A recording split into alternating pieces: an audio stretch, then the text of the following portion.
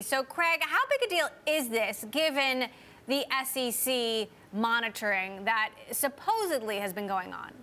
Well, the SEC isn't reacting up to this point, and the company is saying it's still in compliance with the settlement that was agreed to late last year. But it does raise some questions to your point. So Musk was supposed to really have a system of pre-approval for tweets that would be considered material to the company. Obviously, a 500,000 unit production sort of forecast for this year was sort of inconsistent with what the company had said previously. Interestingly enough, Musk himself was inconsistent even the day of earnings on January 30th, where he did give a figure of as much as 400,000 deliveries this year, and then a couple hours later on the earnings call said that they maybe could deliver as many as 500,000 Model 3s. So Musk has been a little bit all over the place with sort of the outlook for this year from a production and delivery standpoint, and this was sort of a continuation of that. But clearly the settlement with the SEC was supposed to guard against these sorts of things happening, and clearly there was an issue in this particular case. Tasha, does this concern you? So, you know, in the past, we've sort of heard Musk say similar things like this when he talked about the 5,000 Model 3 production per week. You know, then he specified, OK, well, that's, you know, at a peak rate, or at in this case, an annualized rate. You know, I think whether or not, I think in general, this focus on production, I think traditional analysts and certainly institutional investors put way too much focus on it. So our point of view on Tesla is that it's an autonomous electric vehicle company. You know, this is sort of the long-term story that we care about.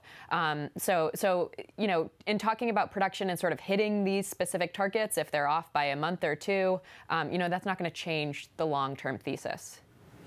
Meantime, Craig, the general counsel leaving after just 2 months. There's an internal lawyer, Jonathan Chang, taking over. This after Musk surprised investors by saying the CFO would be leaving earlier this year. What exactly happened here? We don't know much beyond the sort of vague reference to this being a poor cultural fit for Buttswinkus. So at this point, you know, that sort of is reminiscent of something that we heard from some of the many executives that departed last year. One executive who particularly comes to mind is Justin McAnear, who joined the company from Seagate and was supposed to be the chief accounting officer, and he left just a couple months into his tenure as well, and sort of talked about he sort of took for granted just how much attention there was on this company.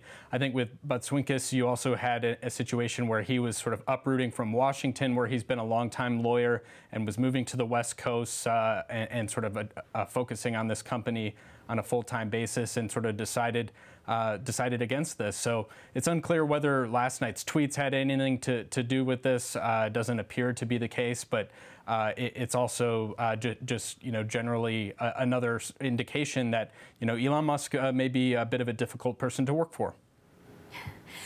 Tasha, you know, turnover is nothing new at Tesla, as Craig has mentioned, you know, but we're talking about key roles, the CFO, the general counsel, previously the head of HR. Does it concern you that he can't keep these roles filled? Yeah, I mean, you know, I'd agree that Musk is a particular person to work for, and you sort of need to jive with that style, I think, in order to be happy at Tesla. I think, well, let's talk about the CFO. In terms of the CFO leaving, that you could actually view as, you know, he came in during a difficult time at Tesla, and he felt like the company was ready to fly on its own, and that's why he was okay leaving again. I think this particular departure, you know, actually when Buttswinkus was brought on, people were worried. They said, oh, you know, Tesla's probably going to get a lot of litigation. And now when he's, you know, leaving, there's, again, more worry. So it's sort of like, OK, well, pick one. But I think in this particular case, you know, it could, as you said in the beginning, be sort of a sign that he didn't get that litigation he expected. He also said he's going to stay on in an outside counsel role with Tesla. So you'd think that if there was some sort of relationship damage, that he might not want to do that. Now, on a podcast earlier this week, Musk made some interesting comments that might speak to both of these issues. He said, people think sometimes that I'm like a business person or a finance person or something like that. I'm an engineer. I do engineering, always have. The reason Tesla is making rapid progress is because we have vastly more data, and this is increasing exponentially. Tasha, you know, talk to us a little bit about what he said here. in this podcast? So the podcast really focused on autonomous driving. And again, we did that with a purpose because we're long-term investors, and that's the picture that we see ahead of Tesla.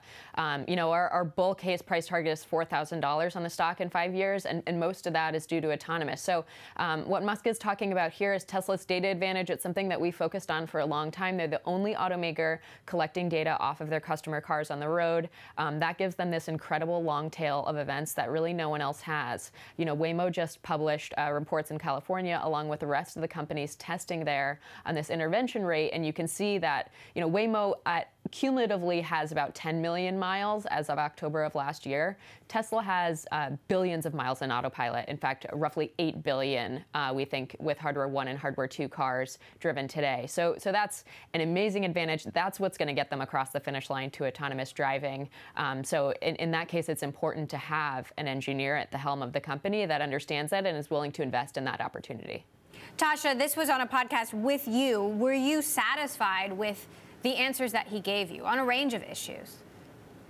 Again, we were happy to highlight the autonomous driving piece. It's great to have a company like Tesla where the CEO actually understands the technology well enough. I mean, he spends a lot of time with the autopilot team, as he told us, to be able to answer these questions well. I definitely think that's not the case with the traditional auto companies. I think there's a lot of education that needs to be done sort of at that executive level at other firms. So yeah, we were happy with the outcome. Certainly happy that we got to spend time with him, and happy to talk about this story a bit more that we've been focusing on so much.